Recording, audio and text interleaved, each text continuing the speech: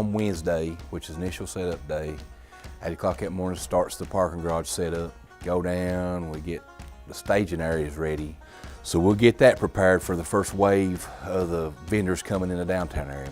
And there's gonna be signs being put up. Please be observant to them. Come opening day of it, Thursday, we'll start being staffed at about 100%. All of our guys will be rotating in and out.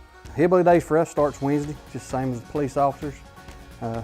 We'll go down and we'll help with staging, help with setup, and we'll also start our inspections.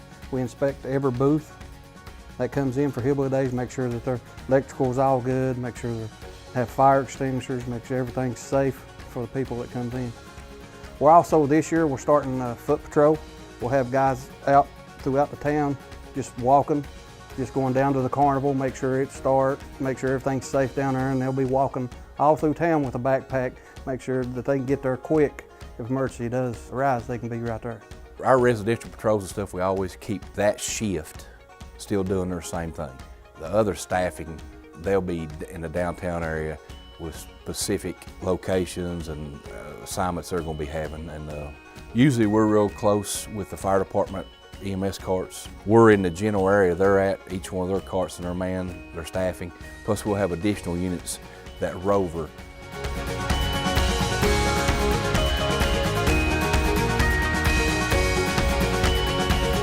Old courthouse on the corner down there. There'll be a cart and police officers there, the water fountain near the park, and that, right there at the bottom of the 99 at the college, there's always a section there.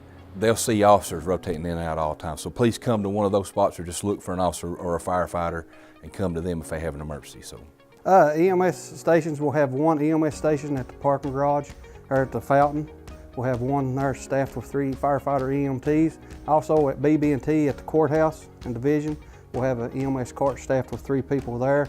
They provide transport, basic first aid. Need to be transported to your vehicle, whatever, we'll have people to come out and do that. Yeah, we also have a fire cart, which is also staffed with EMS supplies at the foot of 99. The city will have additional staff at the parking garage on the boulevard, also Pike Street and 2nd Street. They'll have tents there set up with city personnel that can help in any way they can. Happens all the time. We've never had a kid get lost and get reunited with her family. When you get your kid ready that morning at home, look at his clothing or her clothing, know that shirt, know them pants, know the shoes. In case that does happen, you can go to that officer. They're gonna write down all them details. So that becomes priority number 1 when we have a lost kid. We all hear that on the radio, we all go looking for them. Tell them if they get lost. If you get lost from me, go to the police department, go to one of them locations, go to one of them firefighters or police officers.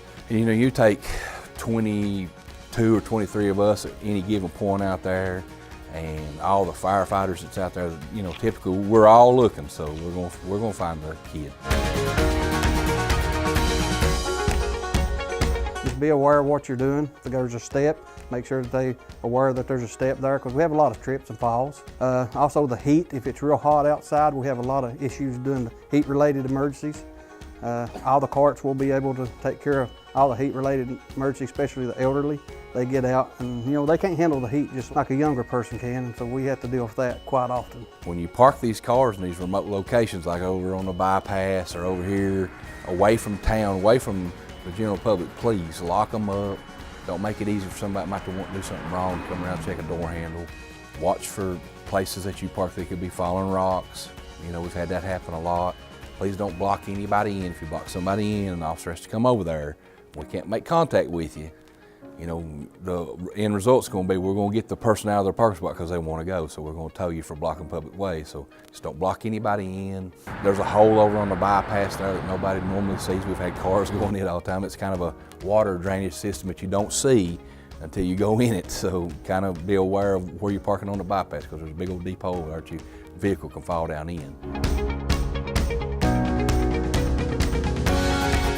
First thing you need to do is call 911. Contact our 911 center. They will contact the guys over in town. They have a list of all locations where all the guys are, and they will send the closest units to them. We want people to enjoy the event. There are going to be a little bit more of the alcohol establishments downtown. You are a danger to yourself or others, then we're going to have to deal with you. So enjoy yourself, have fun, but please do it in a responsible way.